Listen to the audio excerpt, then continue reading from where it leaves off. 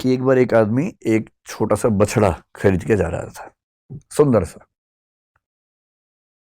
और तीन चार चोरों की नजर पड़ी। उनका मन हुआ कि काश ये बछड़ा हमें मिल जाए, सस्ता मिल जाए, आधे दाम पे या उससे कम पे मिल जाए, तो क्या करें।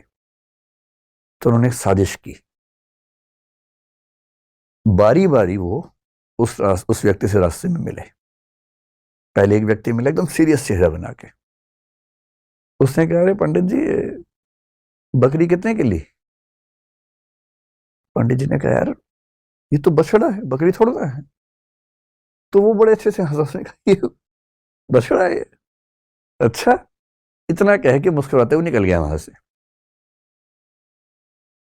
पंडित जी को लगा अजीब गधा आदमी है। फिर देखा है तो बछड़ा ही। उसका उतना ही काम था, किया और निकल गया। अब वो आगे चल रहे हैं, करीब 100-200 मीटर के बाद एक दूसरा आदमी अलग जगह से आया। इनके बीच में आपस में साठ गांठ है, ये इनको नहीं पता है। दूसरा आदमी आया और आके बोला, वाह पंडित जी, कितनी मोटी बकरी है, एकदम बछड़ा लग रही है देखने में तो। अब इसको लगा कि ये तो मामला फंस गया। ध्यान से देखा, बोला, नहीं यार, मैं तो बछड़ा ही लाया हूं। बोला, वही तो मैं कह रहा हूं, देखने में लग रहा है एकदम, लेकिन है मोटी बकरी। ये कह के वो भी निकल गया। फिर 1 किलोमीटर बाद तीसरा मिला और उसने कहा, पंडित जी बस ऐसी ही बकरी चाहिए मुझे भी, कहाँ मिलेगी ऐसी बकरी? उसने कहा, फिर पंडित ने फिर थोड़ा धमकाते हुए कहा कि यार ये बछड़ा है भाई। लेकिन अब वो दबाव कम बना रहा था, वो खुद दबाव में था। तो वो भी ठहाका मार के ऐसा बोला, बछड़ा ऐसा होता है, अच्छा। ये करके चला गया। और फिर चौथा आदमी जो असली था उनका मास्टरमाइंड, चीफ कॉन्स्पिरेटर, फिर वो आया। पैसे गिनते हुए उसने कहा, अरे अरे अरे, ऐसा ही बकरा चाहिए, ऐसी बकरी चाहिए, कितने की मिलेगी, कितने की मिलेगी? तो पंडित जी को लगा मुझसे बहुत बड़ी गलती हो गई है। मैं तो बकरी खरीद के ले आया बछड़े के नाम पे या बछिया के नाम पे। फिर लगा घर जाऊंगा, घर पे पिटूंगा, इससे अच्छा नुकसान कम कर लेता हूं। तो एज्यूम कीजिए कि उस जमाने में 100 रुपए के आसपास का लिया था। तो उन्होंने बताया कि मैंने 100 का लिया है। प्लस 100 का, बकरी तो 20 रुपए की आ जाती है। लेकिन ये इतनी तंदुरुस्त है, अगर आप चाहें तो मैं इसके बदले आपको 40 रुपए दे सकता हूँ। और पंडित जी को लगा कि यार चलो, 60 का नुकसान से ही कम से कम 80 का तो नहीं होगा। और 40 का उसको दिया और खुश होकर घर लौटे कि बच गया आज तो। अब ये जो पंचतंत्र की कहानी है, ये इसलिए है कि जब हम जीवन में निर्णय करते हैं तो हमारे पास बहुत सारे ऊट पटांग से इनपुट्स आते हैं।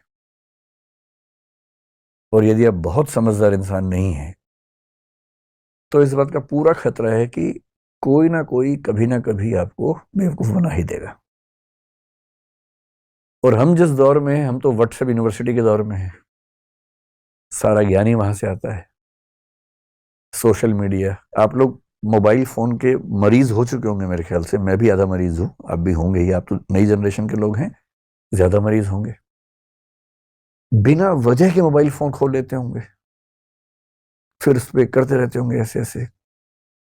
रील देख रहे हैं तो रील ही देख रहे हैं, शॉर्ट्स देख रहे हैं तो शॉर्ट्स ही देख रहे हैं, मन ही नहीं भर रहा है।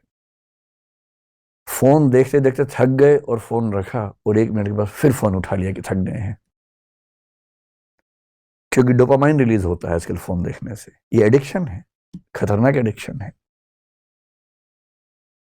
और हर वीडियो में कुछ ना कुछ मैसेज कन्वे हो रहा है। इंफॉर्मेशन इतनी ज्यादा कभी नहीं आई हमारे आसपास जितनी आजकल आ रही है, और वो भी ऑडियो विजुअल फॉर्मेट में आ रही है। अखबारों के दौर में लिखित सूचना आती थी, केवल साक्षर लोग पढ़ते थे, बाकी पढ़ते ही नहीं थे। आज के दौर में ऑडियो है, विजुअल है, टेक्स्ट है, हर भाषा में है। कोई व्यक्ति बच ही नहीं सकता। और अगर किसी समूह के पास ताकत हो, उसके पास 10,000 ऐसे बेरोजगार हों जिनको काम दिया जाए कि दिन में 500-500 मैसेज भेजने, हर मैसेज के बदले 2 रुपए मिलेंगे, तो कोई समूह पूरे समाज को अपने तरीके से सोचने के लिए मजबूर कर सकता है। महाभारत का सोच के देखिए, महाभारत का युद्ध है, एक तरफ पांडव हैं, एक तरफ कौरव हैं। पांडवों के साथ में कृष्ण है। नैतिकता के लिए जरूरी है कि पांडव जीतें और कृष्ण इस पूरी योजना के साथ वहां पर हैं। पर पांडव जीत नहीं पा रहे, जिसके कई कारणों में से एक ये है कि कौरवों की सेना में द्रोणाचार्य भी हैं, उनका पुत्र अश्वत्थामा भी है। द्रोणाचार्य गुरु तो पांडवों के भी हैं, कौरवों के भी हैं, पर वो राजधर्म का पालन कर रहे हैं, क्योंकि वो जिस राज्य के साथ हैं उसके साथ खड़े हैं। पांडवों की सेना उनको हरा नहीं पा रही है, और अंत में कृष्ण को समझ में आता है कि पांडवों को जितवाने के लिए कुछ कूटनीति का सहारा लेना होगा। कृष्ण कूटनीति के शिखर हैं। वो युधिष्ठिर से एक बात कहते हैं, पर युधिष्ठिर तैयार नहीं है एक गलत बात कहने के लिए, और अंत में कृष्ण अपनी पूरी कूटनीतिक ताकत का इस्तेमाल करके सिचुएशंस बनाते हैं। एक हाथी अश्वत्थामा नाम का, उसकी हत्या होती है। बात फैलाई जाती है कि अश्वत्थामा मारा गया। अश्वत्थामा द्रोणाचार्य के पुत्र का नाम भी है, और द्रोणाचार्य अचानक हताश होने लगते हैं। उन्हें फिर भी लगता है कि एक बार मैं खबर को ऑथेंटिकेट कर लूं, प्रामाणिक है या नहीं चेक तो कर लूं। तो वो अपने समय के सबसे प्रामाणिक व्यक्ति युधिष्ठिर से पूछते हैं। युधिष्ठिर धर्मराज हैं, झूठ नहीं बोलते हैं।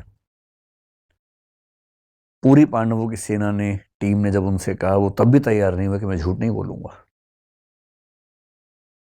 लेकिन अब झूठ नहीं है, अश्वत्थामा की हत्या हुई है, हाथी की हुई है, तो क्या हुआ, हुई तो है ही। और तब भी वो चाह रहे हैं कि मैं पूरी बात बोलूं।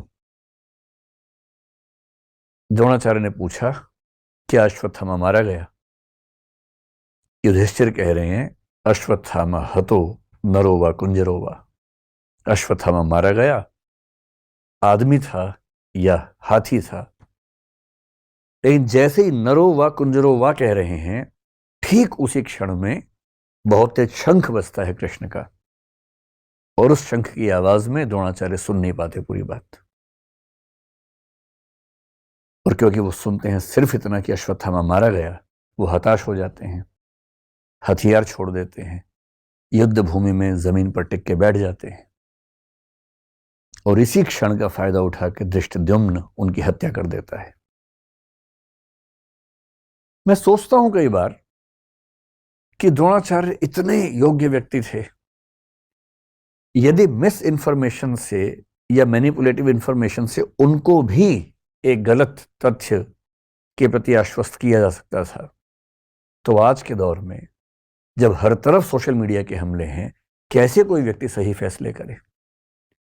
अगर द्रोणाचार्य उस आवाज को सुन पाते, नरो वा कुंजरो वा, तो शायद उनका फैसला बदल गया होता, शायद युद्ध की कहानियां अलग होती।